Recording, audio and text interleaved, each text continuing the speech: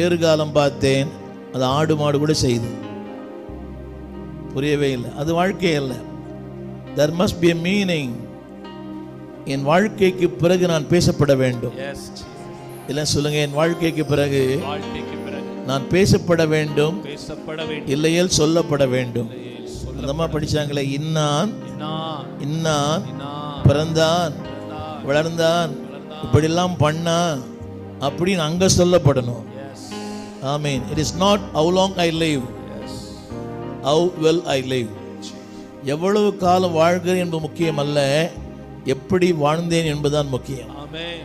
எல்லாம் கைப்பிடி சொல்லுங்க, எவ்வளவு காலம் வாழறீங்க, எவ்வளவு நாள் வாழ்றீங்க முக்கியமே இல்லைங்க. I travel more than 43 countries. மனிதர்கள் போகாத இடங்களுக்கெல்லாம் போக ஆண்டவர் உதவி செய்தார்.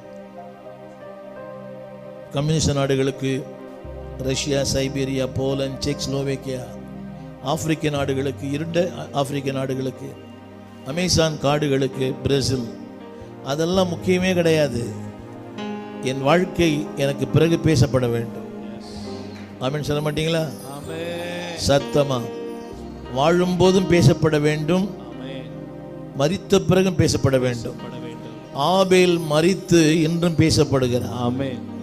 ஆமென் சொல்ல மாட்டீங்களா?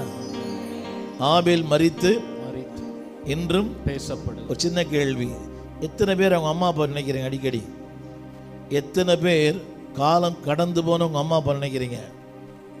உயிரோடு இருக்கும்போது நினைக்கிறது இல்லை, அப்புறம் செத்த பேர் நினைக்கிறது இல்லை. புரியவே இல்லை, தமிழ் புரியல சிஸ்டம். எத்தனை பேர் உங்கள் தாய் தவணை நினைக்கிறீங்க? கடந்து போன மக்கள், அவங்கள நினைக்கிறவங்களோ இல்லையோ, உங்களை உலகம் நினைக்கணும்.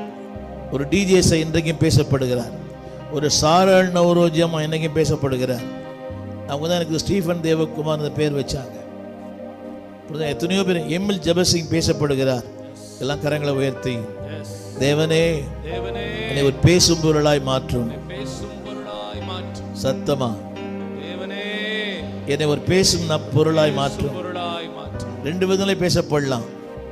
ரெண்டு கொலை பண்ணாலும் பேசப்படலாம், ரெண்டு ஆத்துமாக்களை ஆதாயம் பண்ணாலும் பேசப்படலாம். ஒன்று சொல்லட்டுமா? என்னோட அனுபவம். நீங்கள் மரித்தால் உங்கள் மகன் அழுவானா, மகள் அழுவாளா, மனைவி அழுவாளா? கேள்விக்குறி. உங்களால் தேவனை அறிந்தவள் மட்டும்தான் அழுவாங்க. புரியுதா உங்களுக்கு? அதுக்குன்னு 4 பேர் ரெடி பண்ணுங்க. எதுக்கு? தமிழ் புரியல. உங்க மனைவி அழுவாங்களான்னு தெரியாது. சமீபத்தில் ஒரு வீட்டுக்கு போயிருந்தேன், அடக்க ஆராதனைக்கு. கணவன் இறந்துட்டார். அந்த அம்மா சொல்லுது, பையன்